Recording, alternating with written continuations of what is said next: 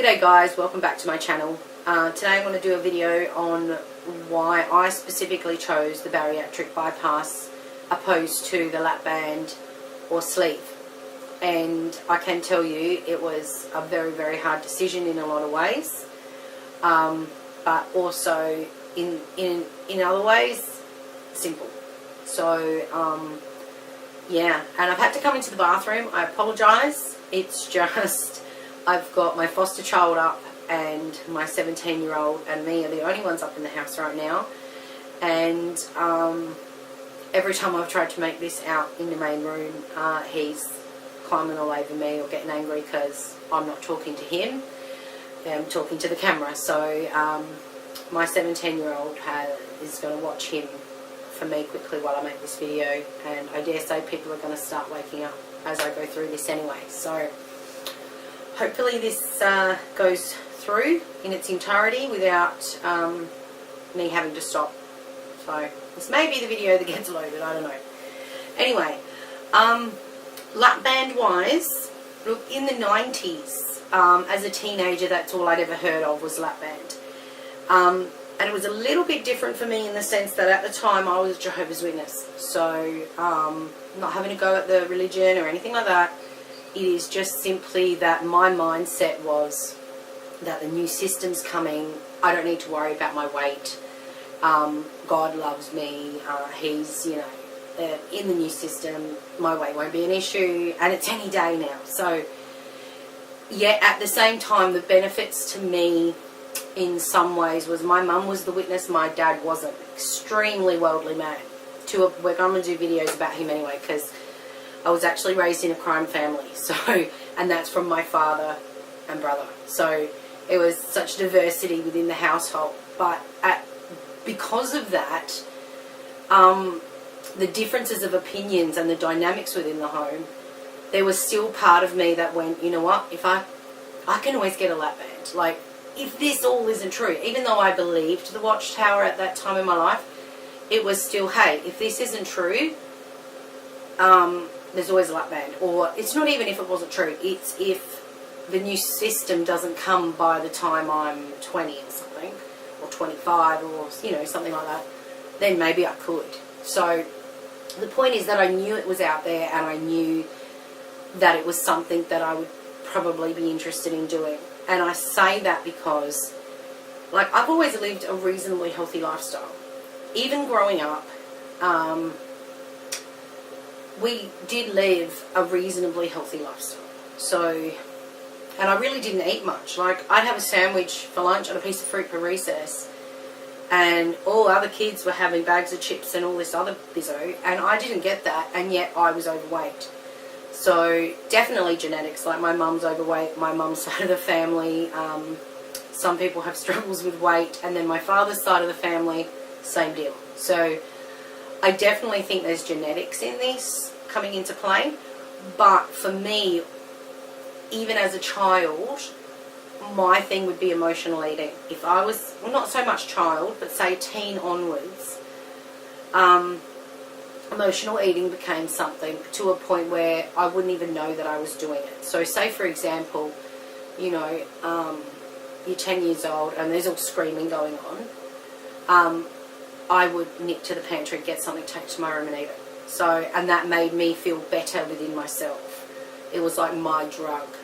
Or you're so sad and you're so upset that it was you giving yourself something, right? I don't know. That's pretty much what happened to me. I'm sure other people can relate to that. You know, one time my little dog ran away. So what do? I grab a Tim Tam on the way out the door because it made me feel better. It's just, that's the pattern that I developed. And then it got to a point where, say about 15 or 16, and that wasn't really much in the beginning, but that's how the emotional eating started for me, because it was a horrendously traumatic home, which I'll go into details in another video. But and by the time I got to 15 or 16, I would eat like half a packet of chocolate biscuits, and I didn't even really like chocolate, and I didn't even like sitting there eating them. But it also became a matter that I had made the decision thanks, you know, I'm not blaming my mum, but she also encouraged this, that when you're overweight, you're protected. And it became your protection. And she would refer to it as your protection. So there was a little bit of psychological madness in there in regards to how one looks at their weight. Excuse me.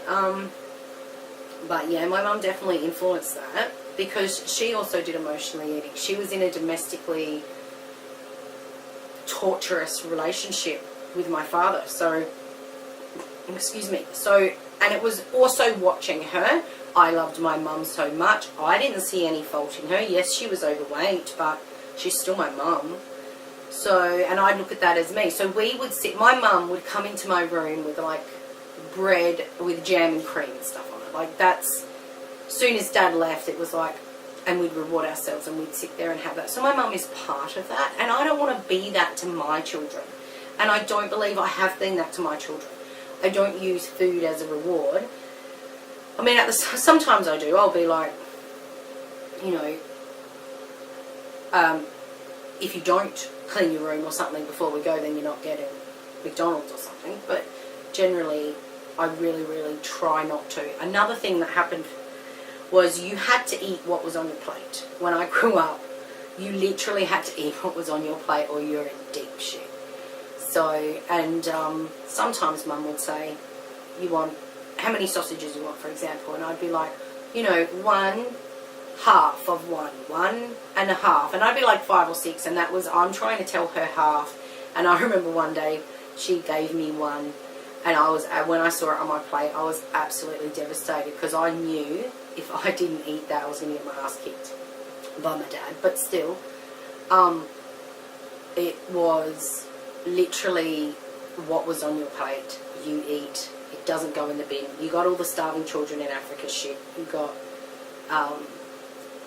even not just current day era that we were living in, all the people in the past that have starved. World War I, World War II, Irish potato famine, you name it, it got used on me. So, yeah, literally what's on the plate you eat. And I would be so sick up to here, the food would be up to here, and I would just, you'd have to eat it. So, yeah, it wasn't good. Hang on a sec. Okay, back. Sorry, I just had someone come and ask me a question. So, yeah.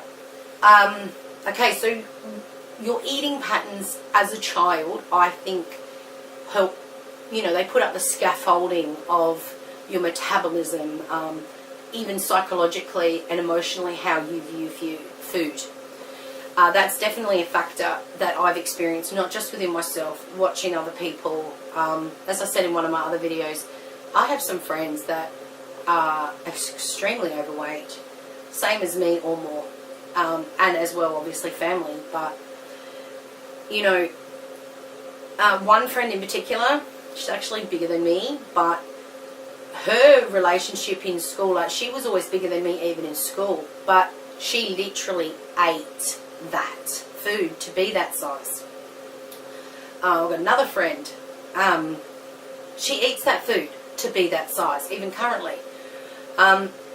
I personally do, I do it differently in the sense that, like, even today, in this existence that I am as an adult and a mother and a wife and all that, as my life as it's known today, you know, the last 10 years, the last 20 years, I pretty much don't eat during the day, and then I will pretty much from, okay, so the first time, a lot of days, the first time I eat is about 3 o'clock when the kids get home from school.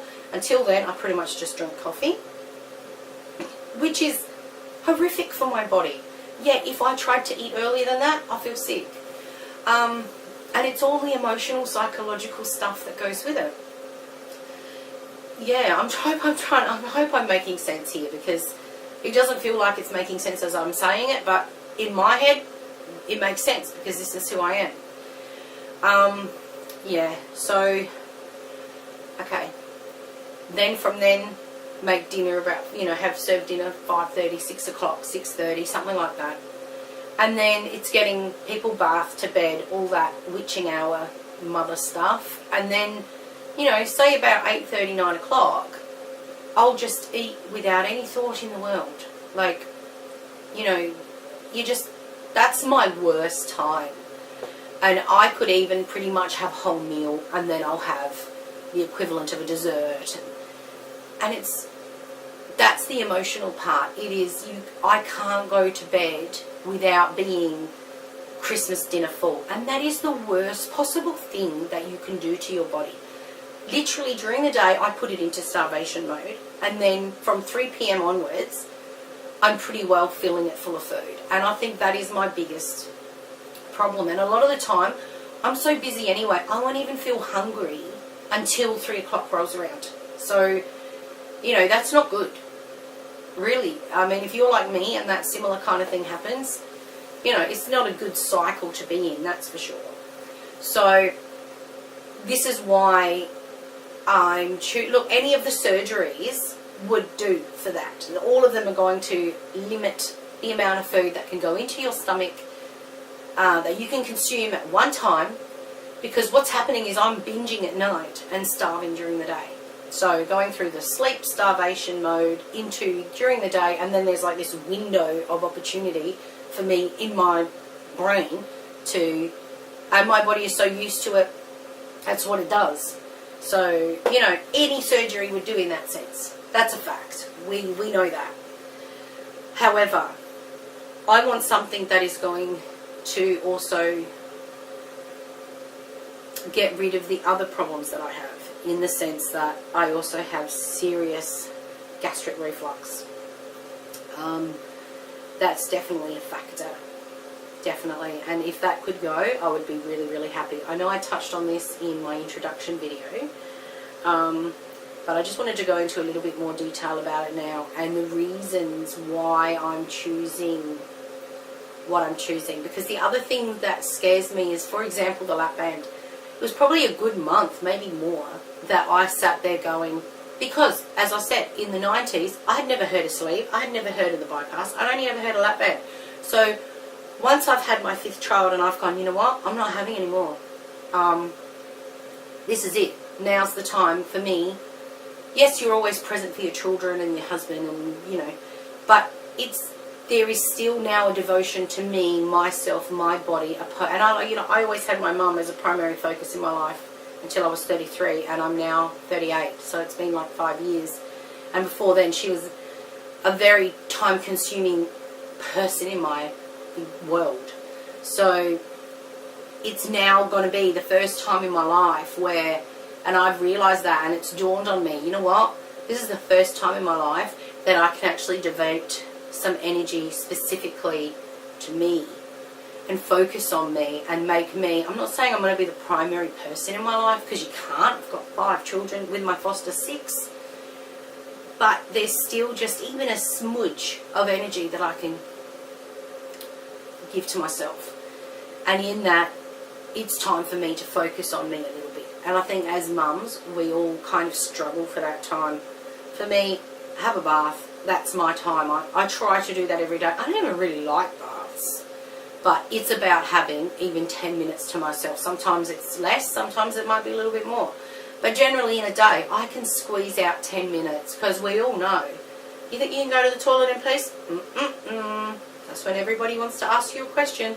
So for me, I make the rule, it's bath. That's it. Mummy's time in the bath. That's it. Unless something's really going on. Anyway, that's beside the point. Point is, it's about realising that this is my time. For the first time in my life, this is my time that I can give something to myself, that I can focus on myself. So, and it's about being healthy. It's not even about losing weight. Look, my husband doesn't care whether I'm fat or skinny. He has been with me from ranging from sizes Australian 10 through to like size 22. He does not care. Like, it's all good, but it's me. For me, it's a problem.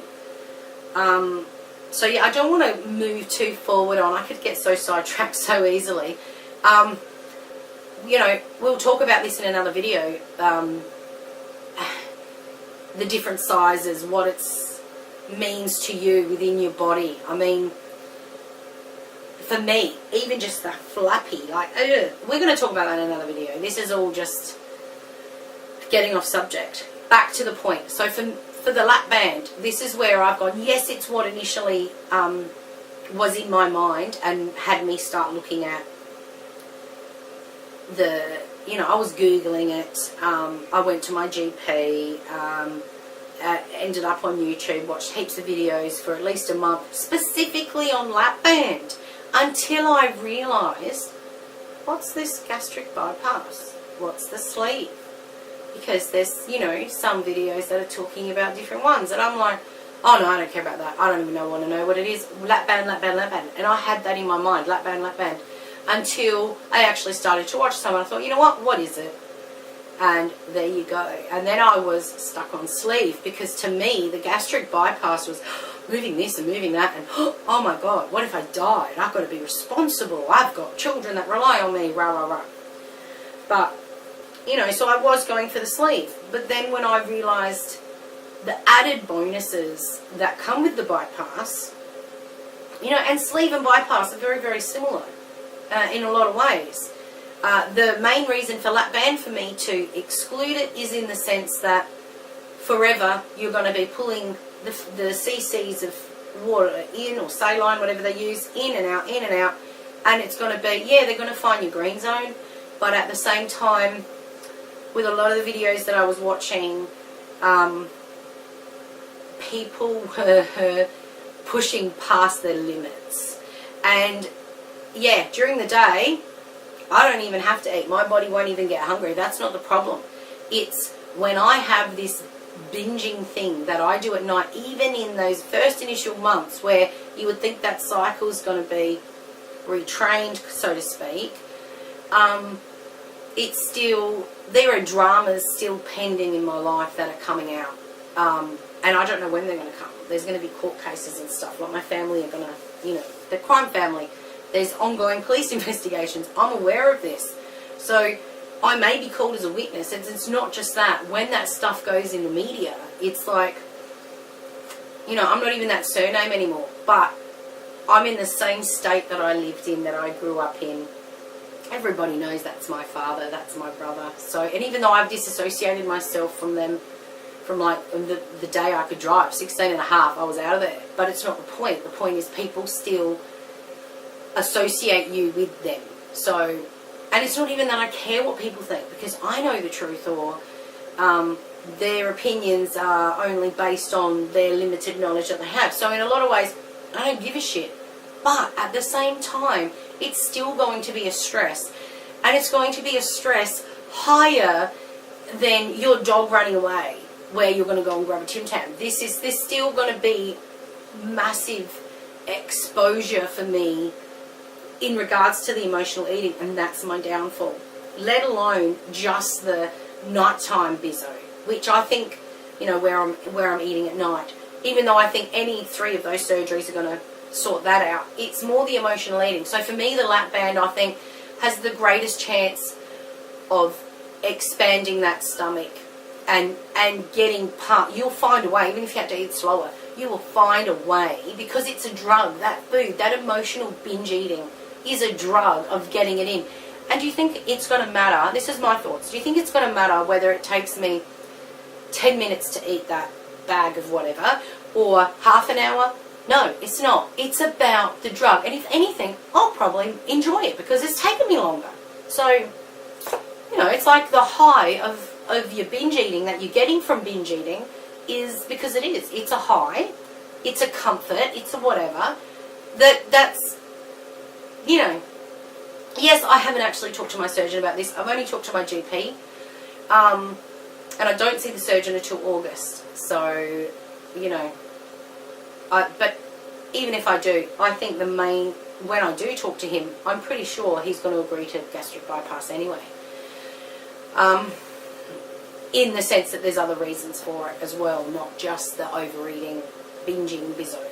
But yeah, I'm not saying you don't do it. Lapband has its place. But for my specific circumstances, in the fact that food has been my specific drug to a point where I would binge, to a point that I would feel sick and I would be literally cannot put any more in. And, you know, there were times where I would literally, the food would be at my throat and I was still trying to get more in, purely because that giving yourself, that feeding yourself is like you're saying you're worth it, or it's okay, or it's me being back in my room with my mum bringing me jam and cream bread. Like, it's okay, the bad thing's gone, and we sit there and enjoy this yummy thing. So there's definitely psychological things in that. You've got to be aware of, I think, why you are the way you are, or what your own patterns are. I think that really helps choose which surgeries for you. For someone else, like for one of my friends that I mentioned, who literally, like, they don't have the emotional eating binging, they are pretty consistent in the amounts and the plates at a mealtime. Freaking massive, one of them, massive.